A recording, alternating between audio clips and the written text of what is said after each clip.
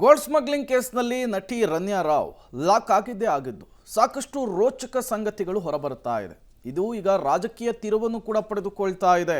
ಇವತ್ತು ಇದೇ ವಿಚಾರಕ್ಕೆ ಸಂಬಂಧಪಟ್ಟಂತೆ ಅತಿ ದೊಡ್ಡ ಬೆಳವಣಿಗೆಗಳಾಗ್ಬಿಡುತ್ತಾ ಅನ್ನುವಂತಹ ಕುತೂಹಲ ಪ್ರಶ್ನೆ ಸಹಜವಾಗಿಯೇ ಮುನ್ನೆಲೆಗೆ ಬರ್ತಾ ಇದೆ. ರನ್ಯಾ ಕೇಸ್ನಲ್ಲಿ ಪ್ರೋಟೋಕಾಲ್ ಉಲ್ಲಂಘನೆಯ ವಿಚಾರಕ್ಕೆ ಸಂಬಂಧಪಟ್ಟಂತೆ ಇನ್ವೆಸ್ಟಿಗೇಷನ್ ಅನ್ನು ನಡೆಸಲಾಗ್ತಾ ಇದೆ. ಏರ್ಪೋರ್ಟ್ ಏಜೆನ್ಸಿಯ 10 ಸಿಬ್ಬಂದಿಗೆ ನೋಟಿಸ್ ಸರ್ವಾಗಿದೆ ಅನ್ನೋದು ಗೊತ್ತಾಗ್ತಿದೆ. ಏರ್ಪೋರ್ಟ್ನಲ್ಲಿ ಕೆಲಸ ಮಾಡಿದ ಪೊಲೀಸರು ಸೇರಿದಂತೆ 10 ಜನರಿಗೆ ನೋಟಿಸ್ ಹೋಗಿದೆ. ಪ್ರಾಥಮಿಕ ತನಿಖೆಯಲ್ಲಿ ಪ್ರೋಟೋಕಾಲ್ ಉಲ್ಲಂಘನೆ ಆಗಿರೋದು ಸಾಬೀತಾಗಿದೆ. ಏರ್ಪೋರ್ಟ್ನ ಕೇಂದ್ರ ಏಜೆನ್ಸಿ, ರಾಜ್ಯ ಏಜೆನ್ಸಿ ಸಿಬ್ಬಂದಿಯ ವಿಚಾರಣೆಯನ್ನು ತನಿಖಾಧಿಕಾರಿಗಳು ನಡೆಸಲಿಕ್ಕೆ ಮುಂದಾಗ್ತಿದ್ದಾರೆ. 1.5 ವರ್ಷದಲ್ಲಿ 40 ಬಾರಿ ದುಬೈಗೆ ಹೋಗಿ ಬಂದಿದ್ದಾಳೆ ರನ್ಯಾ ಅನ್ನೋದು ಗೊತ್ತಾಗ್ತಾ ಇದೆ. ರನ್ಯಾಗೆ ದುಬೈಗೆ ಹೋಗಿ ಬರೋದಕ್ಕೆ ಸಪೋರ್ಟ್ ಅನ್ನು ಮಾಡಿದವರು ಯಾರ ಅನತಿಯಂತೆ ಸಪೋರ್ಟ್ ಮಾಡಿದ್ರು? ಕೇವಲ ಅವರ ತಂದೆ ಇನ್ಸ್ಟ್ರಕ್ಷನ್ ಮಾತ್ರ ಇತ್ತಾ ಅಥವಾ ರಾಜಕೀಯ ನಾಯಕರುಗಳ ಇನ್ಸ್ಟ್ರಕ್ಷನ್ ಕೂಡ ಇತ್ತಾ? ಈ ರೀತಿಯ ಹಲವು ಪ್ರಶ್ನೆಗಳು ಮುನ್ನೆಲೆಗೆ ಬರ್ತಾ ಇದೆ. ಒಂದು ಕಡೆ DRI, ಮತ್ತೊಂದು ಕಡೆ CBI, ಮಗದೊಂದು ಕಡೆ ED. ಅದನ್ನು ಹೊರತುಪಡಿಸಿ ರಾಜ್ಯ ಸರ್ಕಾರದ ವತಿಯಿಂದ IPS ಅಧಿಕಾರಿಗಳ ನೇತೃತ್ವದಲ್ಲಿ ಶಿಷ್ಟಾಚಾರದ ಉಲ್ಲಂಘನೆಯ ವಿಚಾರಕ್ಕೆ ಸಂಬಂಧಪಟ್ಟಂತೆ ಇನ್ವೆಸ್ಟಿಗೇಷನ್ ನಡೆಸ್ತಾ ಇದ್ರಲ್ಲ, ಅದೀಗ ಮತ್ತಷ್ಟು ಚುರುಕುಗೊಂಡಿದೆ.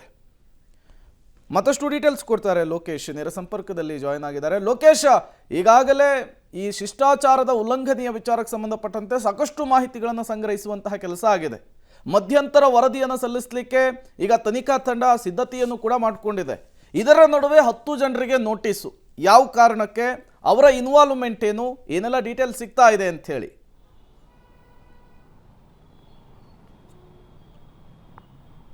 ಪ್ರೇಮ್, ಈಗ 10 ಜನರಿಗೆ ನೋಟಿಸ್ ಕೊಟ್ಟಿರೋದಕ್ಕೆ ಪ್ರಮುಖ ಕಾರಣ ಅಂತಂದ್ರೆ ಅವರು ದುಬೈಗೆ ಹೋಗುವಂತ ವೇಳೆಯಲ್ಲಿ ಸರ್ಕಾರಿ ವ್ಯವಸ್ಥೆಯನ್ನ ಬಳಕೆ ಮಾಡ್ಕೊಂಡಿದ್ದಾರೆ ಅಂತೇಳಿ ಮೇಲ್ನೋಟಕ್ಕೆ ಕಂಡು ಬರ್ತಾ ಇದೆ.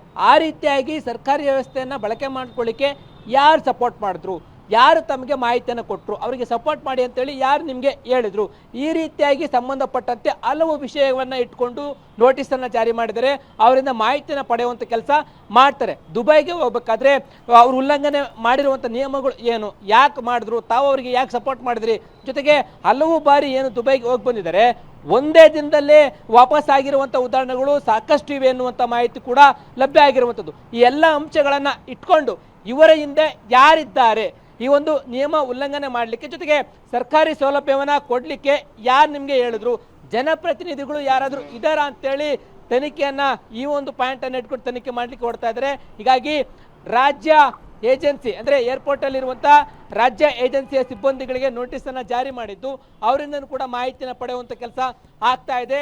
1.5 ವರ್ಷದಲ್ಲಿ 40 ಬಾರಿ ದುಬೈಗೆ ಹೋಗಿ ಬಂದಿದ್ದಾರೆ.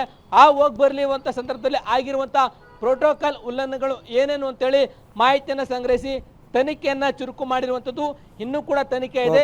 ಬರೀ 10 ಜನರಿಗೆ ಅಷ್ಟೇ ಅಲ್ಲ, ಇನ್ನಷ್ಟು ಮಂದಿಗೆ ನೋಟಿಸ್ ಕೊಡುವ ಸಾಧ್ಯತೆಗಳು ಹೆಚ್ಚಾಗಿ ಕಾಣ್ತಾ ಇರುವಂಥದ್ದು. ಪ್ರೇಮ್, ಥ್ಯಾಂಕ್ ಯು ಲೋಕೇಶ್ ತಮ್ಮೆಲ್ಲ ಮಾಹಿತಿಗಾಗಿ.